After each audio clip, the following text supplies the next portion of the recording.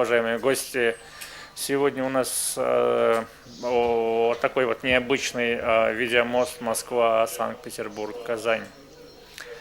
Тема нашего сегодняшнего диалога, я думаю, что у нас диалог получится, как бы это странно ни звучало для кого-то. Хиджаб, свобода выбора или навязанная традиция. И мы поговорим о хиджабе.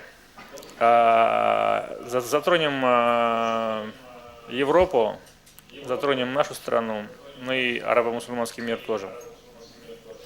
В большей степени мне лично важна ситуация внутри страны, как общество, как ее представители рассматривают хиджаб.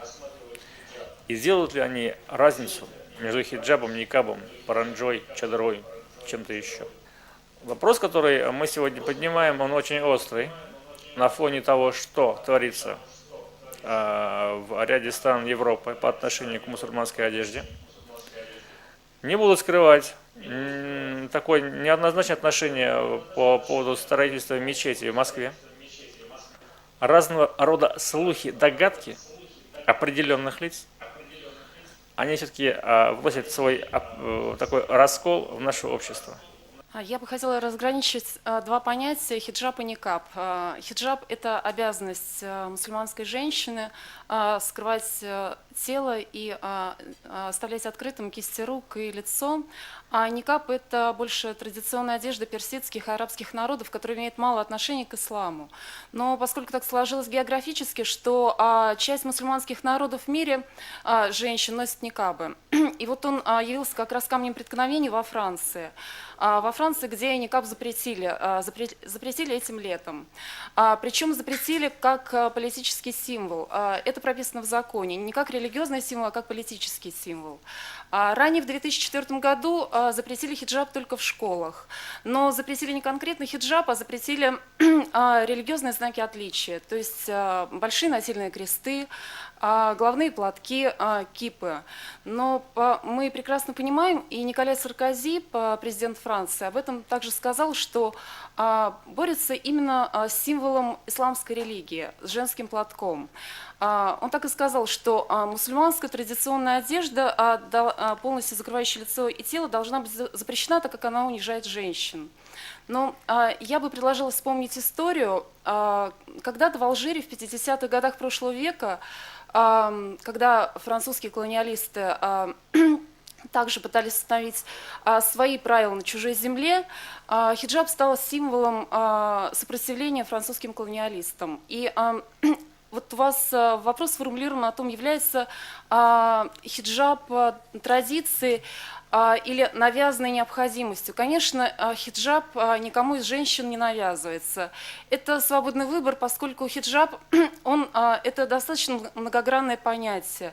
Это не просто женский головной платок, но это еще внутреннее, это воспитание, внутренняя вера, то, что мы называем внутренним хиджабом. В переводе с арабского хиджаб переводится как покрывало. Завеса, которая ограждает женщину от различных, не слишком, может быть, красивых сторон жизни. В древности, когда во времена еще пророка Мухаммада, да благословит его Аллах и приветствует, женщины знатные и свободные, не рабыни и не пленницы, обязаны были носить хиджаб. Это говорит о том, что хиджаб все-таки относится больше к чести и достоинству женщины, а не о том, о чем мы привыкли слышать сейчас в СМИ и по телевидению. Сегодня нужно признать, что сильны националистические настроения, они вызваны взрывом преступности, некими движениями, не совсем лояльными правопорядку в Европе, я имею в виду ваххабитскими движениями. У нас во многом протест жителей вызван с отсутствием внятной миграционной политики внутри страны. Это вызывает раздражение. Никто не может доказать целесообразность огромного количества мигрантов. Я, например, за жесткую миграционную политику. Но при этом те люди, которых мы все-таки пригласили и приехали, всей силой закона должны быть защищены нашим законом. Это люди, достойные уважения, если мы их пригласили, они у нас работают. А мы годами давали возможность милиционерам наживаться на них, плохим нанимателям отбирать у них паспорта, платить копейки или не платить их вообще, не отдавая паспорта.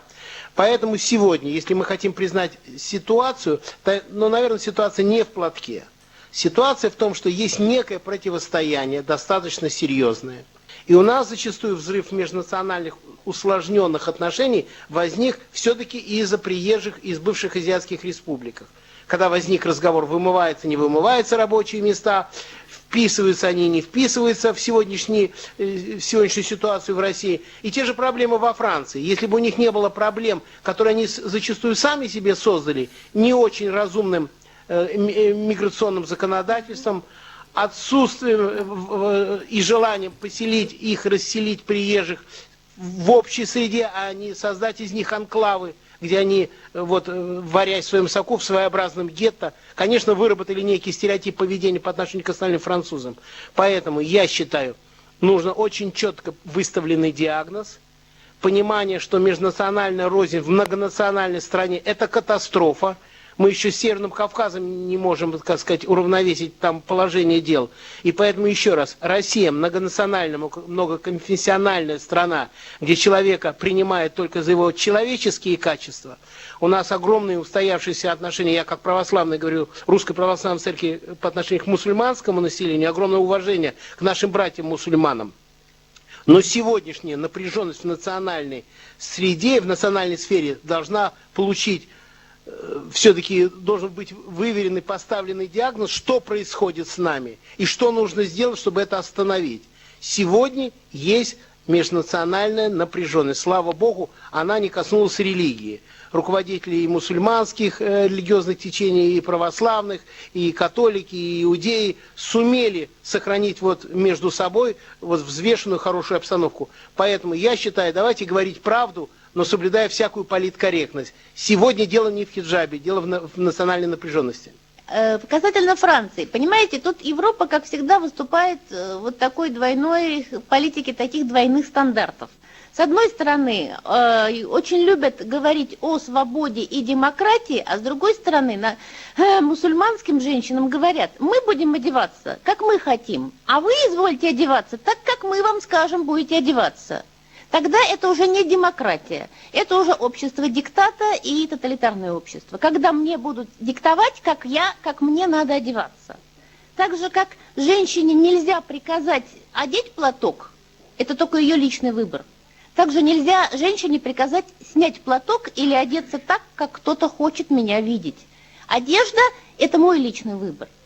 На сегодня, если посмотреть в Европе и везде вокруг, мы увидим людей самых разных. Да? Люди там могут изменить себе пол, могут одеться так, как одевается молодежь, каких-то молодежные неформалы, они могут быть там эммами, готами, они могут одеваться как угодно.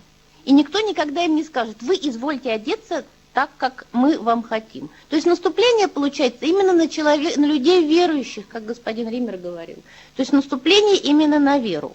Если говорить о криминале, то верующий человек на криминал не пойдет.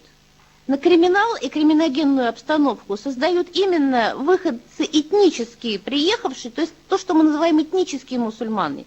Люди, которые принадлежат к конфессии чисто формально. Поэтому тут такое разделение не совсем уместно. И второй момент, то, что сказала Лилия, то, что мы обсуждаем сейчас в России, там было решение о запрете никаба. Понимаете, говорить, что мы тоже в России запретим никаб, это то же самое, что сказать, что мы в России там запретим ездить на осликах по улице. Я за 10 лет в исламских кругах никого в Петербурге в никабе не видела. Потому что это часть действительно этнокультуры арабских стран. У нас ислам свой, российский. Нашим народам российским не свойственно ношение этой одежды, поэтому у нас его и нету. Поэтому проблема никаба, для нашей страны она просто не стоит. Мы можем обсуждать то, что произошло в Европе, если нам это столь близко. Полностью согласна с тем, что говорили предыдущие ораторы. Дело, безусловно, не в хиджабах. И я надеюсь, никто, кроме, может быть, каких-то не вполне далеких людей, не призывает в России запретить ношение хиджабов, кстати, и никабов, хотя это действительно, опять же, соглашусь, не является национальной одеждой российских мусульман. Дело не в хиджабе, дело в той политической окраске, которую хиджабизация постепенно получает. Причем не только на Кавказе, но и, например, в Поволжье. Всего несколько лет назад я могу точно сказать, что даже 3,5 года назад, когда я впервые в Казани появился и начала здесь жить, поселилась здесь, такого количества женщин в хиджабах на улицах, безусловно, не было. Это количество постепенно растет. И дело не в том, что оно растет, и это плохо. Я вовсе не это хочу сказать. А то, что под флагом хиджабизации мы видим приход, в том числе и сюда, в Поволжье, радикального ислама, исламского фундаментализма. И через некоторое время в нашем центре мы проводим исследования в рамках проекта «Радикальный исламизм и национализм в Республике Татарстан». Так вот, через некоторое время, к сожалению, я в этом убеждена, если политика властей и общества останется прежней, ситуация здесь будет напоминать ситуацию на Кавказе. Какая она, я думаю, не буду рассказывать. Здесь, говорят, звучала такая мысль, что, мол, и не одна женщина сказала это, что хиджаб – это личный выбор женщины. Извините, но это не совсем так. Здесь, в Татарстане и в Москве, в других городах, возможно, это именно так дела и обстоят. Ну вот, например, возьмем Чечню, которая является неотъемлемой частью Российской Федерации. Я там на себе испытала, что такое платок, есть он на голове или нет. И скажу, это очень неприятное ощущение. Конечно, можно сказать, что, мол, Чечня – это Чечня. Да, совершенно верно, так оно и есть. Чечня – это Чечня. Вот, но нельзя не отметить эту тенденцию, которой, я тоже могу это сказать именно на собственном опыте, 3 года назад не было и в помине. 3 года назад никто в Чечне этим вопросом не интересовался, кроме, может быть, где-то в отдаленных селах, не знаю. Вот сейчас это проблема. И не замечать эту проблему, это значит закрывать глаза на довольно-таки неприятную реальность, которая, я надеюсь, к нам в Поволжье и вообще в европейскую часть России никогда не придет. Поэтому давайте не будем говорить все время только о политкорректности. Давайте жестко и честно ставить проблемы так, как они стоят на самом деле. Я хотел бы Яне ответить. Яна, Да. вообще-то вы сами себе и ответили. Вы сказали, что хиджаб – это некая форма протеста и некое заявление о своей политической позиции.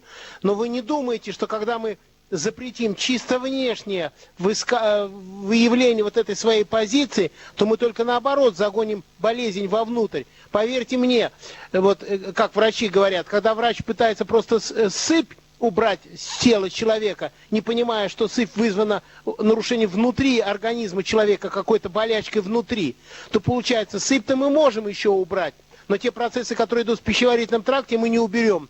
Поэтому, если по чисто формальным признакам мы снимем хиджаб, хотя вы сами объяснили, что дело не в хиджабе, а дело в некой позиции, которую люди, нося хиджаб, подчеркивают свою политическую и религиозную окраску. Поэтому давайте пусть носит хиджаб, а о всем другом давайте говорить, договариваться, идти навстречу. Спасибо большое. Вы знаете, у моей жены есть хиджаб. Этот хиджаб висит в шкафу, и когда она открывает шкаф, естественно, дежурный возглас женщины «нечего одеть». Я говорю, может быть, оденешь хиджаб? Она иногда одевает, иногда нет. Я не могу ее принудить. Тем не менее, мы мусульмане, и я не считаю, лично я не считаю, что хиджаб – это некая обязаловка. Я более чем уверен, что разговор на это не закончится, но если мы чуть-чуть приблизились друг к другу и чуть-чуть себя и своего ближнего услышали, то я считаю, что наш труд прошел недаром. Всего вам доброго, до следующих встреч, всего доброго, до свидания.